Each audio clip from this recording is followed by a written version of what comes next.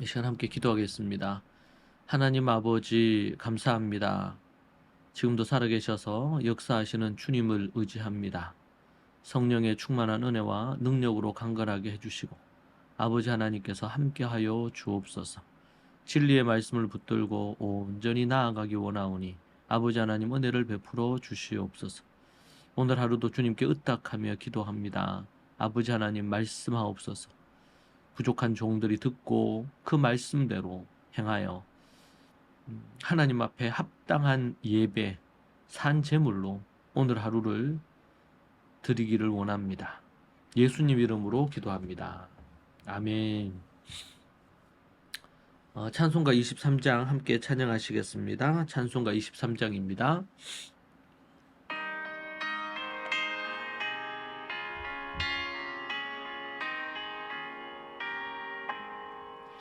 만일이 내게 있으면 그 입 다가지고 내 구주 주시는 종을 늘 찬송하겠네. 내 은혜로신 하나님 날 도와주시고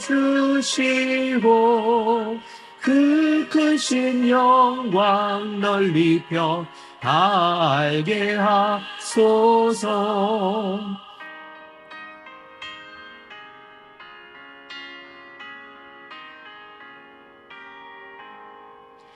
내 주의 귀한 이름이 날 위로하시고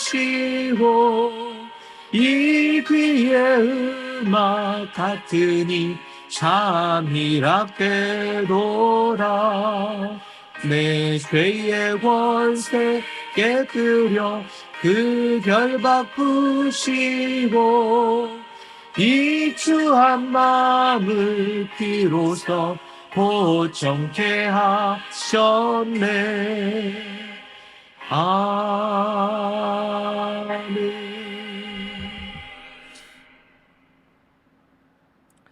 오늘 하나님의 말씀 함께 보겠습니다. 하나님의 말씀은 로마서 12장 11절에서 12절 말씀입니다.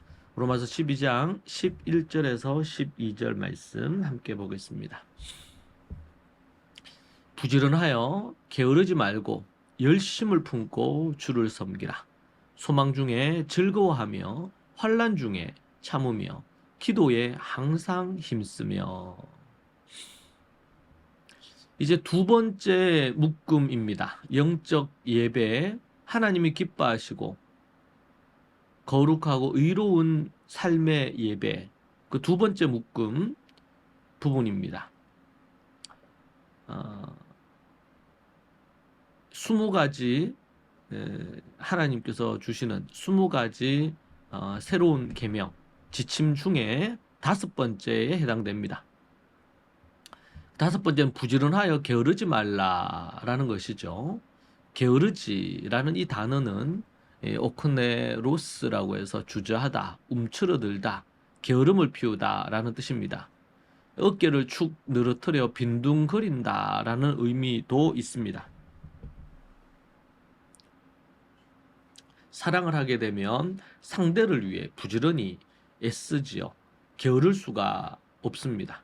하나님과 교회 성도들을 부지런히 사랑해야 하는 것입니다. 부지런하여 게으르지 않아야 된다. 성도들의 삶에 있어서 매우 중요한 대목입니다. 부지런하여 게으르지 말아야 된다. 정말 게으른 사람은 어디 쓸 수가 없습니다. 게으른 사람들은 그 사람이 아무리 능력이 많아도 어디에 쓸 수가 없죠. 그리고 또 게으른 사람은 함께 일하는 사람들에게 엄청난 스트레스를 받게 합니다. 결국에는 다른 팀원들이 그 일을 대신하게 되는 그런 상황들을 보게 되죠. 게으른 사람들은 어떤 일들을 계속 미룹니다. 그런 어떤 특징들이 있습니다. 6번째는요. 열심을 품고 주를 섬기라. 앞에 5번과 대조되죠. 부지런하여 게으르지, 게으른 자의 반대되는 부분이 부지런하고 열심을 갖고 나아가는 것입니다. 원문에는 성령으로 퓨뉴마가 있는데 개역 개정본에는 빠져 있는 부분입니다. 그래서 원문으로 직역하면 성령으로 불타는 마음을 갖고 주를 섬기라는 것입니다. 믿는 성도들은 충성을 다해 열정적으로 살아야 됩니다. 뭔가 성실한 노예처럼 주인을 받들어 섬겨야 하는 것이죠. 여러분은 불꽃처럼 열정적으로 여러분 살고 있습니까? 그리스도의 노예된 것을 즐거워하고 자랑스러워하며 살고 있습니다. 살고 있습니까? 앞에서 우리에게 이미 얘기한 부분이 있죠. 마음을 새롭게 해서 변화를 받으라는 겁니다.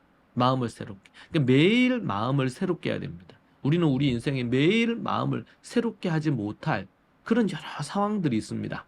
사랑하지 못하도록 뭔가 감정적으로 격해지도록 하는 이런 여러 부분들이 있습니다. 그래서 마음을 새롭게 함으로 항상 불꽃처럼 열정적으로 삶을 살아가는 거 필요합니다. 7번째는 소망 중에 살아야 됩니다. 소망 중에 사는 것, 소망 중에 살아야 된다.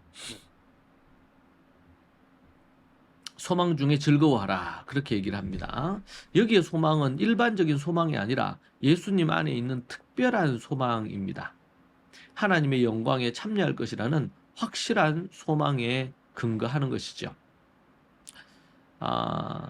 예수님은 구원의 소망이자 영원한 기쁨의 근원이십니다. 소망 중에 즐거워해라. 여러분, 항상 우리가 소망을 가져야 됩니다. 우리 예수 그리스도 안에서 이미 소망을 가진 자입니다. 예수 그리스도 안에서 이미 우리는 구원을 얻은 자입니다. 그러하기에 우리는 소망을 가지기에 충분한 이유가 있습니다. 그런데 많은 사람들이 이 소망 갖지 않는 겁니다. 소망을 가질 수가 없다고 합니다. 소망이 없으니까 즐거움도 없습니다. 좌절하고 절망하고 그 자리에 머무르게 됩니다. 8번째는 환난 중에 참으라 그랬습니다. 환난은 누구에게나 올 수 있습니다. 특히 성도들에게는 반드시 복음 때문에 환난이 옵니다. 참고, 휘포메노라는 이 단어는 끝까지 견딘다, 인내한다, 굴하지 않는다, 굽히지 않는다, 이런 뜻입니다. 단순히 참는 것이 아니라 소망을 이루며 살아가는 겁니다. 어떤 박해나 고난에도 흔들리지 않고 굳건히 참고 끝까지 버티는 겁니다. 어떤 환난에서도 견디고 또 견디는 것이죠. 성도에게는 실패란 없습니다. 인내로 참으면서 반드시 그 영광을 보게 될 것인데, 실패처럼 보이는 것들도 과정에 불과합니다. 반드시 이깁니다. 환난 중에 참고 나아가야 됩니다. 9번째, 2번째 묶음의 끝부분입니다. 5, 6, 7, 8, 9번째 부분입니다. 이것은 기도에 항상 힘쓰라는 것입니다. 힘쓰며 프로스칼테레오라고 하는데 전심전력을 하다, 헌신하다, 견디다라는 뜻입니다. 기도는 영적인 호흡이라고 얘기합니다. 숨을 쉬는 것처럼 멈춤 없이 꾸준히 계속해야 됩니다.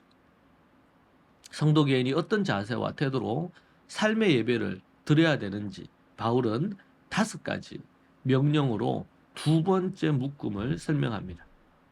여러분, 이런 것들이 말하기는 쉽지만 삶으로 실천하는 것은 어려울 수 있습니다. 부지런해서 게으르지 말고 열심을 품고 주를 섬기고, 그리고 또 소망 중에 즐거워하고 기뻐하고 환난 중에 참고 기도에 항상 힘쓰는 것이죠. 부단한 노력과 엄청난 자신과의 싸움이 요구됩니다. 이 모든 것은 인간의 힘으로 불가능하고 성령님을 의지해서, 성령님의 능력을 의지해서 우리가 믿음으로 도전하면서 나아가야 됩니다. 이것을 이루어갈 때 그것을 구원을 완성해가는 성화의 과정의 부분들이 착착 이루어지는 것이 될 것입니다. 천성을 향해 나아가는 성도들의 그런 삶이라고 할 수 있겠습니다. 같이 우리 기도하겠습니다. 하나님 감사합니다. 오늘 성도들, 개개인들이 어떻게 살아야 되는지 구체적인 지침들을 5가지 두 번째 묶음으로 허락해 주셔서 감사합니다. 이 말씀을 따라 오늘 하루도 하나님 앞에 합당한 예배, 영적 예배, 주님이 기뻐 받으실 만한 선한 삶의 산제물이 되게 하여 주옵소서. 우리가 산제물로서 준비되어져서 하나님께 올려드려지고 주님의 기쁨이 되기를 원합니다. 예수님 이름으로 기도합니다. 아멘. 오늘 이 말씀 갖고 함께 기도하겠습니다. 날마다 하나님 앞에 기도하십시다. 오늘 이 말씀으로 우리가 그러한 삶을 살기를 갈망하며 기도하십시다. 아는 것만이 중요한 게 아니라 그것이 삶으로 나타나지 않으면 아무런 소용이 없습니다. 같이 기도하겠습니다. 주여, 주여, 주여. 하나님 아버지, 주님 붙드시고 인도하여 주옵소서. 날마다 주님의 그 은혜 안에 머물며 살기 원합니다. 진리 가운데 살아가기를 원합니다. 하나님의 계명의 말씀 따라 순종하기 원합니다. 아버지 하나님, 우리가 아는 것을 그치지 아니하고 행하는 사람이 되게 하여 주옵소서.